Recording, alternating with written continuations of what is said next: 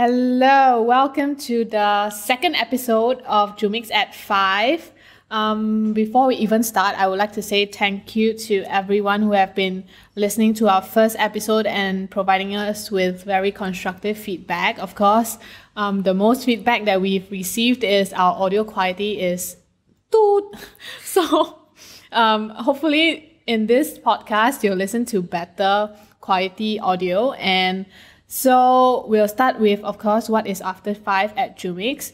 We are going to change in long term, but for now, we are doing this podcast because we want to share whatever discussions, whatever, news that we have been sharing behind the doors at Jumix. And why after 5 is because after 5 is the time that you relax and listen to something more casual. Of course, we'll be turning this podcast to somewhere that you'll listen when you're alone in your room or anything like that. So we'll be sharing a lot of social issues, social media trends in a very light-hearted way.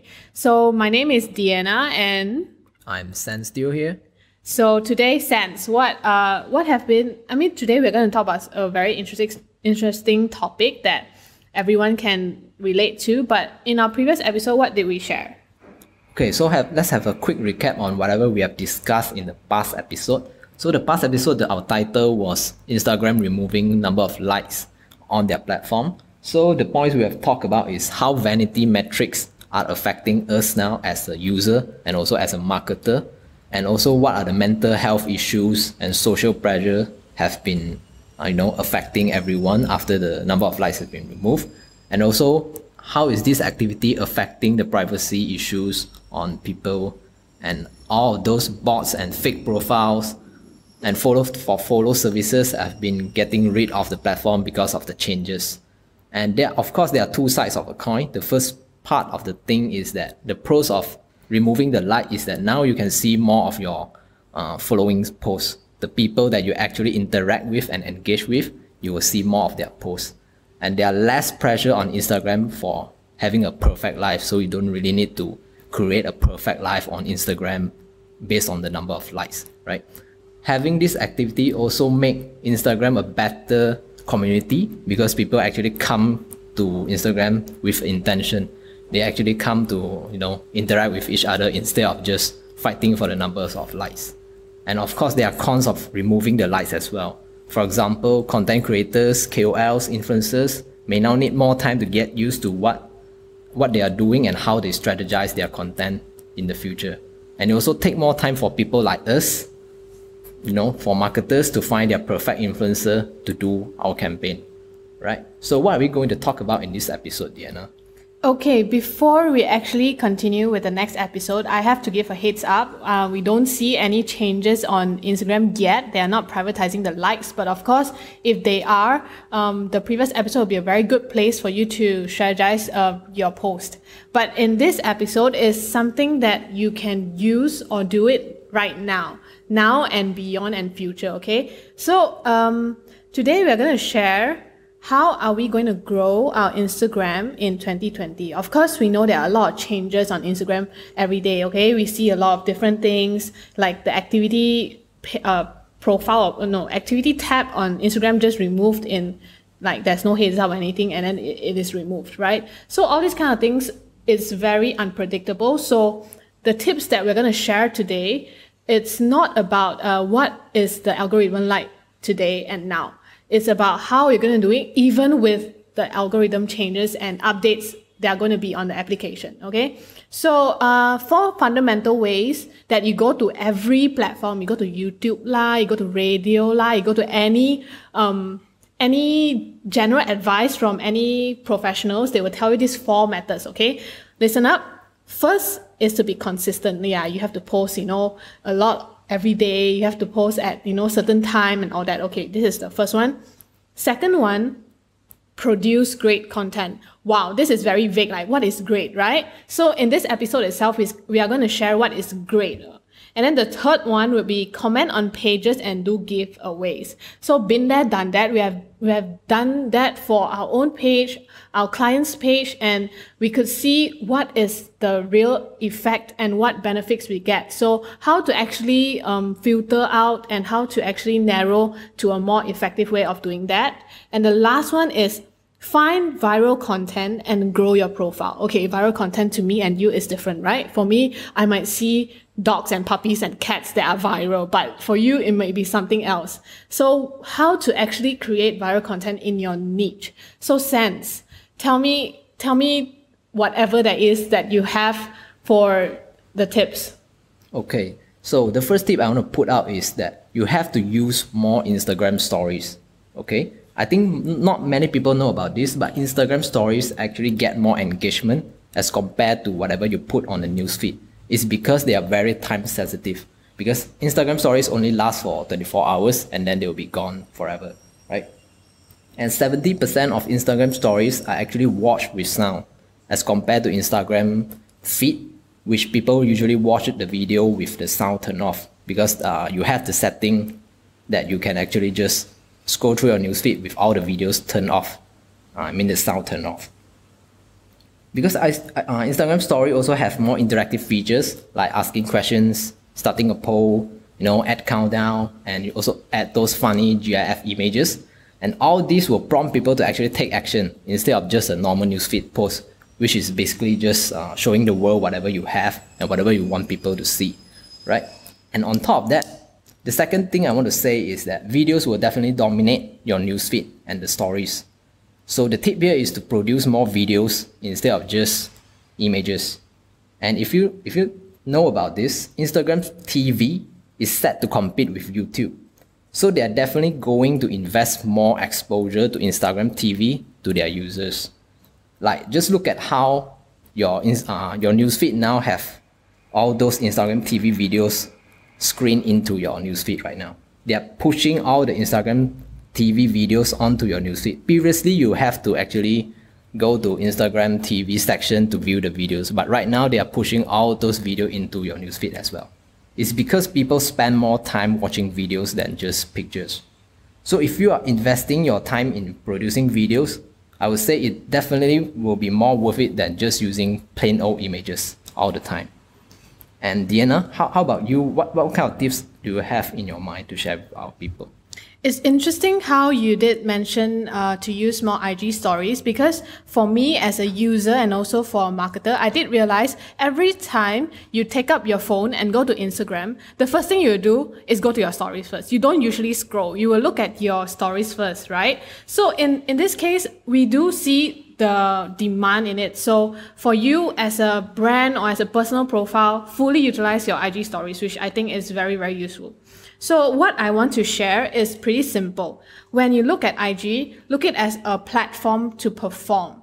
Why do I say a platform to perform? Is because you shouldn't be building your customer base on Instagram. It's about building an audience on Instagram. Because why? If you think about it, if you are a performer, whoever that comes to your show are your audience. And your audience might have seen your performance, the same exact performance for 10 times and they are still there. Because why? Because they see the value in you, and every time you perform, although it's the same thing, but maybe you add a little here and there. So these are all the things that you should think when you're posting anything or your IG strategy. So for example, you create more intention, you show value to your audience rather than your customers, because customers are very hard to convert when they don't know you. But when you are going to an audience, when you post things up and you're a performer, you are trying to impress them. You are trying to tell them that why you should be here today and how to make your money's worth. But the thing is, IG is free, right? So it's even a better platform for you to perform whatever you can to show people what you've got and build an audience from there. So with that being said, I think I'll continue with the next point, which is very important, that people always think that we should follow an algorithm, we should follow that this IG algorithm out there. We need to follow a time, we need to follow everything that every marketer is doing. So in this case, what stands out, right?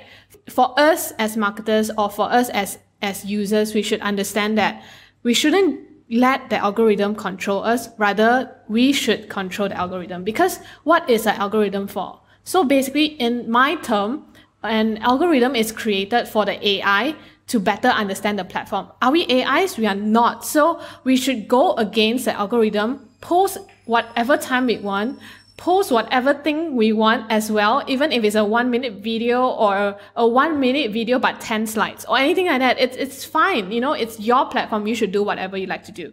So with that being said, I could continue with the next point is to be descriptive. What do I mean as be descriptive? Like I did mention, we have 10 carousel posts. And why are we not fully utilizing it? If you are going to a museum, would you like to only see one artwork or 10? Right? So for us, I mean, we are users and we have this kind of space to use it. We have 10 posts, we can do it. Why are we only using one at a time, every single time, right? So if you have more things to share, of course, you can break it down into a few posts, like maybe 3 here, 4 here, 5 here, but it is still the same story that you're trying to tell. It's fine, you see, because on Instagram is trying to create a platform for people to spend time on it. Time is what they're buying. And if you have a longer post, Instagram is going to love you, right? Because you're buying time for them. So in this case, try to always fully utilize all the space you can on the platform. Right, Sans? Yes, I agree. But sometimes more doesn't equals to better. Sometimes less is actually more. So talking about that, we are going to talk about my next point, which is the use of hashtags. And people used to spam hashtags on their posts as they think the more the merrier, right? But when I study on statistics, it actually shows that the more followers you have, you will need to use less amount of hashtag to actually reach more people. This is actually an interesting finding because as you put more hashtag, most people will think that the more hashtag you put, you're going to have a higher reach, right? But this is not something that's so common. And the data prove us wrong that when you put more hashtags, when you have a higher following and you put more hashtags, it will actually cause your post to have a lower reach. Okay, so my advice is to use only 3 to 5 hashtags in your caption. When you have more, you can also hide them in the, and you put dots before your caption, then it will automatically appear when the people click on the read more button, right? And the rest of your hashtag, you should put them into your first comment. After you post your caption, you post your first comment and put all your hashtags over there. Right? Yeah, Sans, before you continue, I did realize that there are some marketers, they practice it this way. They create a spreadsheet for their hashtags that are working. So what they do is they refer to other profiles and then they copy all the hashtags they are using and put into a spreadsheet. And every time they try to alternatively use a few hashtags that are working for them to see, is it really working? Because for every profile, every client is very different. So for you to do A/B testing, it'll be a good hack for you to put it into a spreadsheet and observe it through your insights and see which hashtag is actually working for you. Yes, the key here is to always study on what kind of hashtag will work and what kind of hashtag do not work. So putting all of them into a spreadsheet will actually help you to, do your homework, study your statistics and so on. So that is something that you would definitely need to do. And coming up, my next point is to use augmented reality. And people usually short form this as the AR, right? If you check on the Instagram story filters that you use, they are mostly based on AR technology. Right? Because this AR technology will allows you to detect different parts of your body, like your eyes, your nose, your mouth, and it will also detect movement on your face, and then it will add funny or special effects on your face, right? So if you have some skill in this kind of augmented reality technology, you could actually create your own Instagram filter and then share it to your friends, share it to the filters marketplace, so the public can actually use those filters and make fun of it, and then they can share it, so you will get the credit of the filters. So this will actually help you to get more reach to your page or to your brand. So speaking about that, what's the next point that you have, Diana? Right. When you're talking about AR, like I've been quite interested in this topic since I think 2 weeks ago, because I've been seeing a lot of different AR filters on our browse tab on the Instagram stories. So I did went and do some research to realize that there are a lot of AR creators out there who are very keen to collaborate. Okay. So my next point would be collaborate. How would you collaborate on Instagram? It is a very simple example that I just mentioned. So if you are a brand, if you are an influencer, if you are a content creator, try to come up with a collaboration with maybe a creator. Or it can be as simple as creating or shouting out someone's name, that someone's profile on your profile that is doing something very good, to give them even more awareness. You see, I think on Instagram, we have to see it as a less competitive place, making sure that Instagram is a community for everyone to share their thoughts and to look for like-minded people, rather than, I want to get more followers than you, I have to get more likes than you, I have to have more comments than you. The thing is, I've been using Instagram to comment on people that are doing well, rather than because that person is posting something very nice and very visually appealing, but more towards how they are using Instagram with more intention and purpose. I've been commenting with them, and I've realized that they are more than happy to share a lot of tips and insights. And these are very good possible collaborations that you could do with anyone you think has very good content that could relate to you. And these collaborations could eventually create a better relationship or even a better social circle in your business or as a content creator. I think it's a very awesome way to do that. So with that being said, the next point I would like to share is to understand the unicorn strategy. So what does the unicorn strategy? Okay, immediately in my mind, I can think of some purple glitter and all that. But the unicorn strategy is very simple. It's for you to go into your niche or your industry to understand what is doing well out there today. Maybe in short, you could say it's something trending, but only trending in your own niche. For example, if I'm a fashion brand and I see Chanel, Dior coming out with something. For example, if I'm not mistaken, like weeks ago, there's this banana taped on the wall. And this creates a very interesting topic. I think this is a very general topic that you could see as a unicorn strategy. But for you in your industry, what is the unicorn there that you can learn from and share your insights on? So you can share anything. You can expand their points, or even you could disagree with it. And you'll be able to find your right audience who believes and trusts your views. So in this case, this is a way on how you grow your Instagram in terms of getting the right audience for you, your profile and your niche. So with this sense, do you have anything to add before we end? So my last point is, whatever strategy we have shared to you just now might not work best for your page, because different pages audience actually react differently and have a different set of behavior, right? So the best way to study your audience is to actually study on your past result, right? Just log into your Instagram, bring up the insights page, and then see what kind of posts in the history that you get the best response. So what you can do is just to produce more content just like the posts that have the best results. So based on your page result, you produce more content that's more like it. That is the best way to, to produce content that's really suited for your page audience. So let's have a quick recap on whatever we have discussed today. The first point is to use more Instagram story. Second one, that use more videos. Third one is to use of hashtag, but less is more. The fourth point, use of augmented reality. And my last point is study on the past result. And for Deanna's side, it is... Yeah, the first one would be build an audience, not a following on your profile. The second one is to create your own algorithm. Don't follow anyone. You be you, just share whatever you like. And then be more descriptive in the sense that use whatever tools or whatever space Instagram is trying to provide us, fully utilize them. And the next one will be understand the unicorn strategy. Remember the purple glitter. And lastly, collaborate. It's like partnerships you do in real life. You talk to people. You try to create a relationship. That is how you should be using Instagram and how you should be growing it in future. With that being said, we'll be recording one more episode before the end of the year. And in that episode, we'll be talking about changes in consumer behavior in 2020 and beyond. And this episode is going to be suitable for business owners, marketers, students, or just anyone who are interested in this topic. So please stay tuned for our next episode.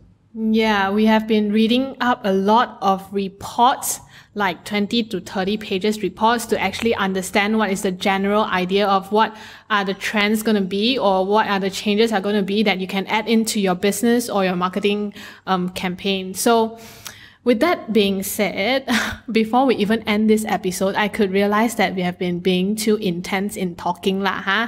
We haven't been very casual at all. So I think this is one of the things that we really need to understand on your feedback. So please do follow us on our social media networks, which are Facebook, Instagram, and we are also on TikTok. Yeah, I know a lot of people are saying like, why are you on TikTok? But yeah, we like it. So we're going to do it. Okay. So we are going to post some Christmas TikTok videos also. So if you're interested and you're on TikTok, please do follow us, talk to us, engage with us. You know, we don't bite and we are very friendly people, at least for me. So, yeah, for Sans too. So this episode should be coming out during Christmas or before Christmas. So have a very Merry Christmas on behalf of everyone here in Jumix. Have a holly jolly Christmas. Ho, ho, ho. Merry Christmas. Yeah, thank you, Sans. That's our additional FX effect. And then, please provide us with any feedback. Talk to us what you like to listen. What kind of language 你要我们讲华语也是 OK 的。虽然我是想嚼辣，不过我会很尽量的讲。Okay, so thank you everyone for listening. We appreciate you, and I think that's all for today. Yes, I'm signing out. This is Sand Steel and Deanna going offline. bye-bye. Bye.